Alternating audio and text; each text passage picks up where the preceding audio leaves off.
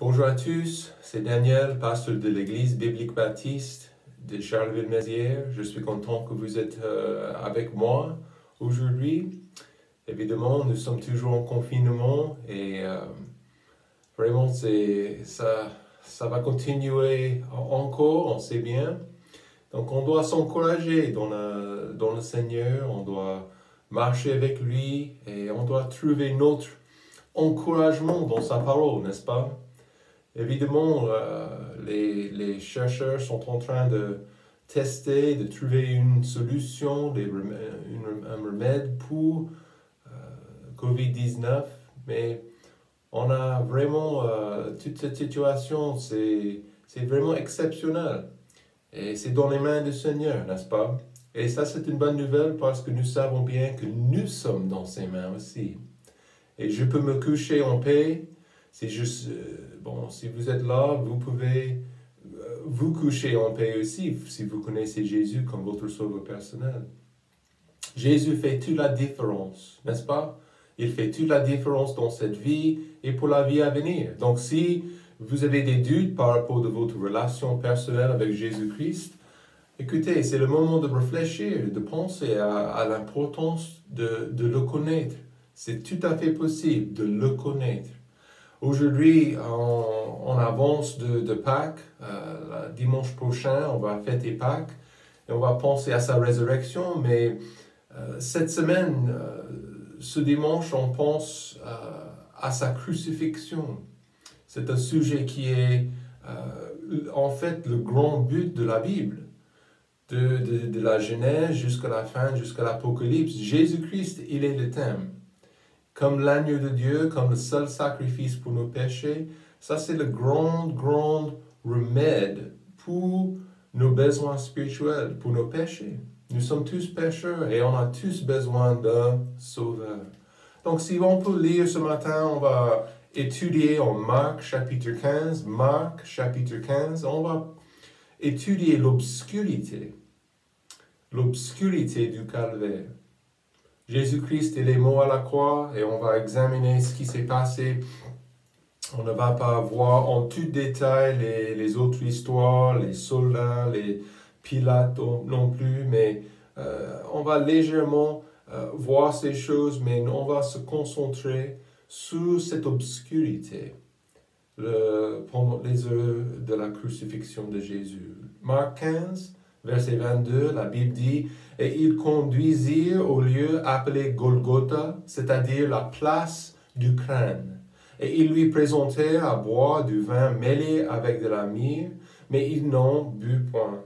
Et après l'avoir crucifié, ils partagèrent ses habits, jetant le sort à qui on emporterait une part. Et il était la 3e heure quand ils crucifièrent. Et le sujet de sa condamnation était marqué par cette écriture, le roi des Juifs. Ils crucifièrent aussi avec lui 2 brigands, l'un à sa droite et l'autre à sa gauche. Ainsi cette parole de l'écriture fut accomplie et elle a été mise au rang des malfaiteurs. Et ceux qui passaient par là lui disaient des outrages, hochant la tête et disant « Hé, toi qui détruis le temple, et qui le rebâtit en 3 jours. Sauve-toi toi-même et descends de la croix. » De même aussi les principaux sacrificateurs et les scribes disaient entre eux, en se moquant, il a sauvé les autres, il ne peut se sauver lui-même. Que le Christ, le roi d'Israël, descend maintenant de la croix, afin que nous le voyions et que nous croyions. Et ceux qui étaient crucifiés avec lui disaient aussi des outrages. Quand vint la 6e heure, il y eut des ténèbres sur toute la terre, jusqu'à la 9e heure. Et à la 9e heure, Jésus s'écria d'une voix forte, « Eloi, Eloi, lama sabachthani » c'est-à-dire « Mon Dieu, pourquoi m'as-tu abandonné ?» Et quelques-uns de ceux qui étaient présents, l'ayant entendu, disaient, « Voilà qu'il appelle Élie. » Et l'un d'eux courut, emplit une éponge de vinaigre, la mit au but d'un roseau, et la lui présenta pour boire en disant, laissez, voyons si il viendra le descend de la croix. Alors Jésus, ayant jeté un grand cri, rendit l'esprit, et le voile du temple se déchira en deux, du haut en bas. Prions. Père, merci pour ce passage. Merci pour ce grand sacrifice de la part de ton Fils unique.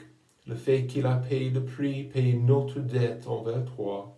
Merci pour son sang versé pour couvrir nos fautes et nos péchés devant toi. Cher Père, on ne mérite pas ce sacrifice, cet amour. Mais je te demande aujourd'hui de nous aider à comprendre la grande signification de la croix, de cette crucifixion. Aide-nous, Père. Nous prions ces choses au nom de Jésus. Amen. Ce dimanche, nous pensons à la souffrance de Jésus. Chaque dimanche, en fait, c'est une occasion de penser, de célébrer son sacrifice. C'est pourquoi on s'assemble à l'église. Et sans la croix de Jésus, nous n'avons pas la vie. Nous n'avons pas de vie, nous n'avons pas d'assurance, nous n'avons pas de promesse pour la vie éternelle. Le procès de Jésus était un procès irrégulier. C'était un cirque. Vraiment, les autorités romaines, les autorités aussi juives, les pharisiens, ils avaient préparé des mensonges pour accuser Jésus. Et c'était une farce. Hein? Ils avaient condamné Jésus et ensuite ils l'ont emmené devant le préfet qui était Pilate. Et vous pouvez lire toute cette histoire, sa discussion avec Jésus en Matthieu et aussi en Luc. Et c'est super intéressant. Pilate l'a examiné, il a posé beaucoup de questions par rapport de leurs accusations, par rapport de lui-même, sa vie. Et Pilate a compris presque tout de suite que Jésus était innocent. En fait, Luc chapitre 23, verset 14, la Bible dit « Vous m'avez emmené cet homme comme solevant le peuple, et cependant, l'ayant interrogé en votre présence, je ne l'ai trouvé coupable d'aucun des crimes dont vous l'accusez. » Donc Jésus était innocent. Et en fait, on sait bien que les pharisiens étaient conscients de ça. Les pharisiens étaient jaloux de la position et de l'autorité et du respect de Jésus. Les Juifs avaient énormément de respect pour lui, grâce à ses miracles, grâce à son amour, grâce à ses paroles. Et nous savons bien que Jésus était sans péché. La Bible est très claire à ce sujet. Jésus est né d'une vierge, et cette vierge, cette naissance ce n'est pas un moment pour adorer sa mère, c'est un moment de comprendre qu'il était un sacrifice pur. Jean-Baptiste, il a dit, quand Jésus a commencé son ministère, il a dit, voici l'agneau de Dieu qui ôte les péchés du monde. Jésus était pur, il était sans tache, sans faute. Et pour être un sacrifice pur, même si Pilate a compris son innocence, il a permis quand même la crucifixion de Jésus pour apaiser les Juifs et pour apaiser les pharisiens, les responsables. Jésus a été pris. En fait, vous pouvez lire tous les détails dans les évangiles. Vous pouvez lire ce qui s'est passé à Jésus. C'était incroyable. Les soldats ont pris un homme innocent et les professionnels, les hommes, c'était leur boulot pour punir. C'était leur boulot pour faire mal aux gens. Ils ont brutalisé Jésus. Ils ont fouetté Jésus. Ils se sont moqués de lui, de sa place. Ils ont forcé une couronne des épines sur sa tête. Et enfin, ils ont pris un homme innocent et ils l'ont cloué brutalement à une croix romaine. C'était là où Jésus est mort. C'est sur la croix, entre deux brigands, que Jésus a goûté la mort pour chaque pécheur. Et quand je dis il a goûté la mort, il a goûté la peine et la souffrance Et le jugement, on va voir tout ça, mais il a tout goûté à notre place. En fait, c'est nous, comme des pécheurs, nous méritons de souffrir. Nous méritons d'être jugés. Mais Jésus a pris toute cette douleur pour nous. Galates chapitre 3, verset 13. Ce verset est super intéressant. Christ nous a rachetés de la malédiction de la loi. La loi a dit, vous êtes coupable. Je suis coupable. Mais Jésus a été maudit à ma place. Quand il a été fait malédiction pour nous. Jésus-Christ, un homme innocent, le Fils unique de Dieu, a été fait malédiction pour moi. C'est touchant ça. C'est incroyable ça. La Bible dit, dans notre passage, notre texte, la Bible dit qu'il a été crucifié, il était à la 3e heure. Okay. Selon l'heure juive à cette époque, la 3e heure, nous savons bien que c'était à 9 heures. Donc il a été mis à la croix à 9 heures. Et au fur et à mesure, la Bible dit aussi qu'il y avait une grande obscurité. Verset 33. Oui, quand vint la 6e heure, 3 heures après, et toutes ces 3 heures, Jésus était, son sang coule de la croix. Il y a eu des ténèbres sur toute la terre, jusqu'à la 9e heure. Donc, pendant 3 heures, il y avait une obscurité totale. La 6e heure, comme nous avons précis, était à midi. À midi maintenant. De penser que toute la lumière et tout le soleil a été obscurci, ça c'est incroyable. Vous savez bien, maintenant ici en France, pendant une bonne semaine, nous avons du beau temps. Nous voyons le soleil. C'est trop triste qu'on ne peut pas sortir pour se promener comme d'habitude, pour aller dans les bois. Et avec ce confinement et ce beau temps, c'est pas top, c'est pas un bon mélange, n'est-ce pas? Mais ça donne l'envie de sortir. Mais pensez avec moi. À midi, quand le soleil brille fort, la Bible dit qu'il y avait aucune lumière. Ce n'était pas une éclipse. Cet événement était surnaturel. C'était Dieu qui a éteint la lumière. Et qu'est-ce qui s'est passé pendant ces 3 heures dans cette obscurité? Pendant ces heures, peut-être vous vous souvenez, vous avez un enfant qui n'aimait pas l'obscurité dans la nuit. Vous étiez obligé de mettre une petite lumière de nuit pour l'enfant, pour le bébé. Mais attention, qu'est-ce qui s'est passé dans cette obscurité? En gros, Dieu, comme j'ai dit, il a éteint la lumière du monde. J'ai lu une histoire, c'est un livre qui est vraiment intéressant, L'Endurance. Okay? 1914, il y avait un grand groupe d'explorateurs, des Anglais. Et ces Anglais, ils avaient décidé de faire des recherches à l'Antarctique. Et ils avaient, pour but, ils avaient envie d'arriver et de sortir de leur vaisseau et de marcher sur le pôle du Sud et de traverser et de passer à l'autre côté. Okay? Mais le problème avec les températures qui baissaient, ça vient geler les eaux et l'océan. Et en fait, au même temps, ça a bien écrasé le vaisseau. Ils étaient obligés de passer presque un an sur la glace, sur l'océan gelé. Et évidemment, ils avaient un manque de nourriture, le froid énorme. Mais la chose que les explorateurs ont raconté, et tout le monde a survécu. Tout le monde a survécu, une trentaine de personnes. Mais entre mi-mai et la fin de juillet, au sud, à l'Antarctique, plus de lumière. Plus de lumière. Jour après jour, semaine après semaine. Et ils ont dit qu'ils n'ont jamais expérimenté une désolation aussi complète que cette nuit polaire.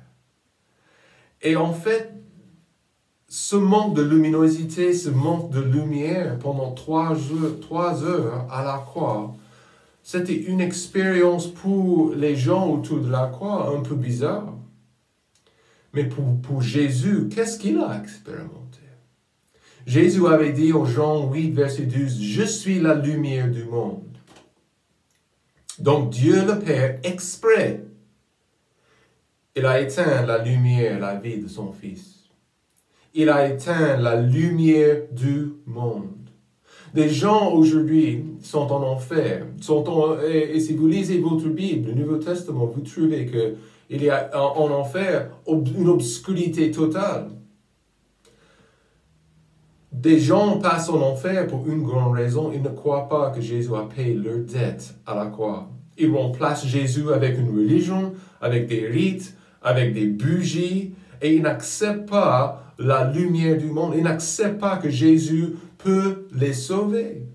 La Bible dit en Jean 1, 4, en la parole, en elle était la vie, en Jésus était la vie, et la vie était par la lumière des hommes.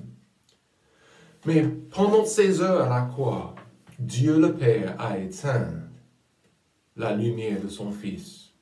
Il a éteint la lumière du monde. Dans cette obscurité, qu'est-ce que Jésus a expérimenté? La première chose, Jésus a expérimenté la plus grande tristesse.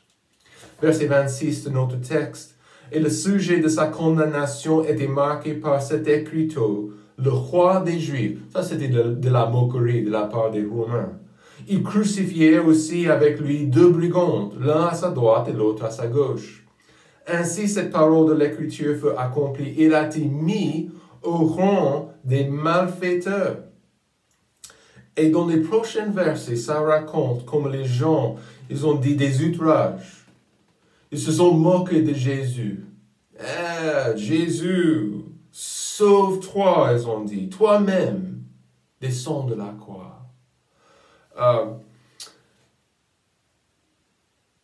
C'est difficile à lire ces versets, franchement. Jésus aimait les gens. Il a guéri des gens. Il a aidé les gens. Mais de voir cette moquerie, ça je peux comprendre vraiment la moquerie des Romains, des soldats, des professionnels, des tueurs professionnels. Je peux comprendre également la moquerie des pharisiens et des scribes, mais juste des autres juifs, un peu partout devant la croix, la moquerie, leur haine. Il faut être un vrai méchant pour se moquer de quelqu'un en train de souffrir. J'ai lu une histoire également de la Deuxième Guerre mondiale, d'Auschwitz. Et ça racontait un monsieur qui s'appelait Elie aussi. Elie Wiesel, je pense. Et Elie, il a raconté comment il a été dans ce camp. Un jour, tout le camp, tous les gens étaient face aux nazis, aux responsables du camp. Et ils avaient 3 personnes, un jeune et 2 adultes, 2 hommes. Et ils les ont pendus devant tout le monde. Et personne n'a parlé. Personne. Et presque tout de suite, les adultes, les hommes sont morts. Mais pendant une demi-heure, tout le camp a regardé ce jeune homme pendu, en train de souffrir, en train de lutter. Et même après 30 minutes, il est mort. Élie, il a entendu quelqu'un qui s'est dit, « Où est Dieu? Où est Dieu? » Le mépris des gens était évident dans ces versets, leur haine, leur moquerie. La croix était cruelle Et la croix était triste à cause de ce mépris. Les gens que Jésus aimait, les gens qu'il avait servis, étaient présents pour rire. Ces gens étaient présents pour fêter sa souffrance. Pas tous, pas tous. Nous savons bien qu'il y avait des gens présents qui ont assisté, qui l'aimaient. Et c'était triste à cause de ce mépris. Mais c'était pour eux qu'il est mort. Jean chapitre 1, verset 11. Il est venu chez les siens et les siens ne l'ont point reçu. Cette tristesse d'être rejeté. Cette tristesse de devenir le péché. La Bible dit clairement que nous sommes tous pécheurs, n'est-ce pas? Bon, si vous êtes d'accord ou pas, ça ne change pas la vérité. Jésus n'a jamais péché. Même une seule fois. Et dans cette obscurité, pendant 16 heures à la croix, Jésus, la Bible dit, il est devenu le mal. Il est devenu le péché. Dieu, le Père, il a mis toutes les fautes, tous les péchés de tout le monde sur ses épaules. Et si vous voulez, il a été enrobé par le mal. Et il a souffert. 2 Corinthiens 5, car celui qui n'a point connu le péché, Dieu l'a traité en pécheur pour nous, afin que nous devenions justes de la justice de Dieu en lui. Donc, ça me dit une grande chose. Cette croix était trop triste à cause du péché. Jésus est devenu le péché. Ésaïe 53, verset 6. Nous étions tous errants comme des brebis. Nous suivions chacun son propre chemin et l'Éternel a fait venir sur lui l'iniquité de nous tous. C'est clair. Donc, voyez bien l'image avec moi de Jésus. Il est devenu l'objet du mépris. Il est devenu aussi le pire des pires. Il est devenu l'assassin. Il est devenu le menteur. Il est devenu le blasphémateur, l'adultère. Il est devenu tout cela pour qui? Pour nous. Et dans cette obscurité, il a expérimenté la lourde tristesse du mal. Numéro 2, Jésus a expérimenté la plus grande abandon. Verset 34, Jésus a dit, il n'a pas beaucoup dit à la croix, mais il a dit ici, Eloi, Eloi, lama sabachthani. Donc, plus ou moins en hébreu, c'est-à-dire, mon Dieu, pourquoi m'as-tu abandonné? Pourquoi est-ce que Dieu, dans cette obscurité, Dieu le Père, pourquoi est-ce qu'il a totalement abandonné son Fils unique?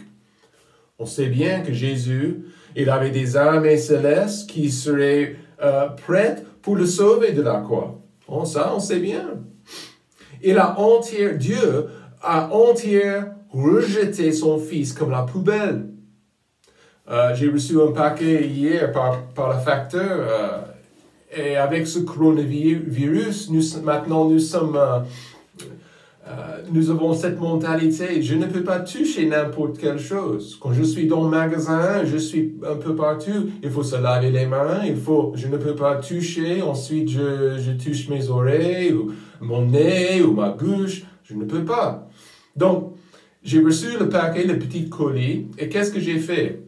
J'ai pris le colis et je l'ai mis dans le garage. Et en fait, j'ai mis des petits gants en plastique et j'ai ouvert le paquet, j'ai jeté l'emballage directement dans la poubelle à l'extérieur et évidemment, je me suis lavé les mains. Et de faire attention, on est obligé de faire attention à ce que nous touchons, n'est-ce pas? Des paquets, de désinfecter et de les jeter. Mais pourquoi? Dans cette obscurité, Jésus, qui avait été en communion constante avec son Père, il a expérimenté la désolation, l'abandon total. Pourquoi? Parce que Dieu s'est tourné le dos à son pauvre fils. C'est l'attitude de Dieu envers le mal. Dieu ne peut pas même regarder le péché. Impossible. Pourquoi? Il est pur. Il est saint. Il est juste. Donc Jésus qui est devenu le péché, attention tout de suite, Dieu dans cette obscurité, il s'est tourné le dos de son fils. Il s'est séparé directement de son fils. Il a abandonné son fils unique. Pourquoi?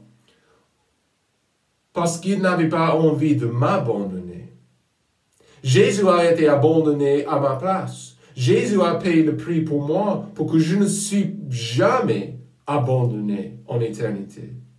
Qu'est-ce que ça nous dit par rapport de l'amour de Dieu pour vous-même? Si vous dites non à Dieu, si vous dites non à Jésus-Christ, je vous demande, je vous prie aujourd'hui. Jésus a été rejeté pour vous. Il vous aime. Pourquoi pas accepter?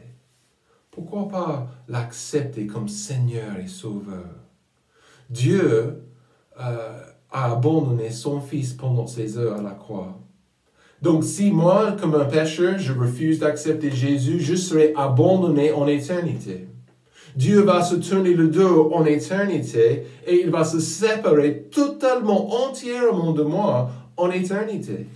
1 Thessaloniciens, chapitre 1, verset 9. Oh, c'est... Ils subiront leur peine, une perdition éternelle par la présence du Seigneur et par sa puissance glorieuse. Plus de présence aujourd'hui dans le monde. Dieu est présent. Il est là. Mais la Bible dit qu'en perdition, le pécheur qui rejette, qui dit non à Jésus, il est obligé il est expulsé de la présence de Dieu. Pendant combien de temps, Daniel? À jamais. Pour toute l'éternité. Dieu ne peut pas regarder le péché. Troisièmement, Jésus a expérimenté la plus grande douleur. À la fin de notre texte, verset 37, la Bible dit que Jésus a crié. Et ont jeté, verset 37, un grand cri, rendit l'esprit. Dans cette obscurité, qu'est-ce qui s'est passé? La nuit avant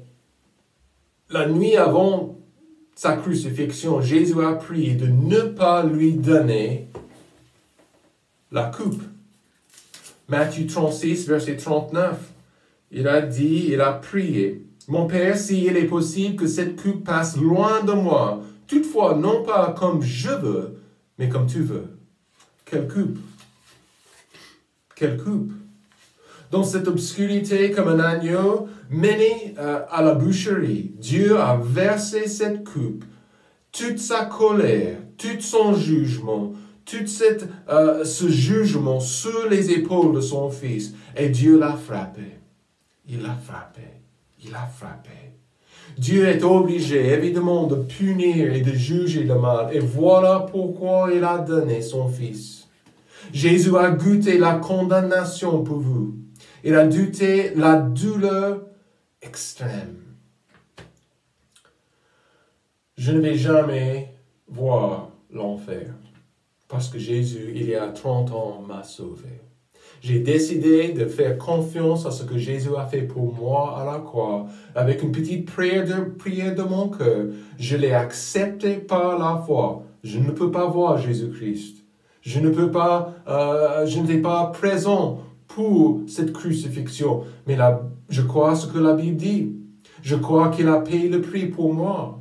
Je crois qu'il a goûté cette douleur, il a supporté toute cette souffrance et tout ce tourment pour moi. Une douleur pour un humain qui est impossible à comprendre. Mais il a porté ce fardeau pour moi. Il était silencieux pendant cette souffrance, mais à la fin, il a crié. Et il est mort. Aujourd'hui, de dire non à son sacrifice, Jésus a souffert comme personne n'a jamais souffert. Il a souffert pour vous et pour moi. Et cette crucifixion, c'est quelque chose pour nous. C'est le sacrifice ultime pour nos péchés. Et si vous pensez, si vous avez déjà accepté Christ comme votre sauveur personnel, vous comprenez ce que je dis. Il est sauveur. Il est sauveur personnel. Et je vous demande aujourd'hui de réfléchir. Et si vous n'avez jamais pris cette décision, si vous n'êtes pas certain que vous avez la vie éternelle, il faut venir à Christ. Il faut venir à Christ par la foi. Et on va penser à ce qu'il veut faire dans votre vie. La Bible dit, si vous venez à lui, il sauve et il pardonne. Seulement Jésus-Christ peut faire ça. Seulement un sauveur et Seigneur peut faire ça. Et aujourd'hui, je vous dis, il veut vous sauver. Il veut vous pardonner. Venez à lui. Venez à lui. Est-ce qu'on peut prier? Cher Père Céleste, dispose les cœurs des gens qui entendent, qui regardent cette vidéo, Père. Je te demande que des gens soient sauvés grâce à ce message. Dispose nos cœurs, aide-nous à comprendre la gravité et le grand cadeau que tu as fait pour nous à la croix. Aujourd'hui, merci d'avoir souffert pour nous. Nous prions toutes ces choses au nom de Jésus. Amen. Passez un bon dimanche et on va se revoir. Merci.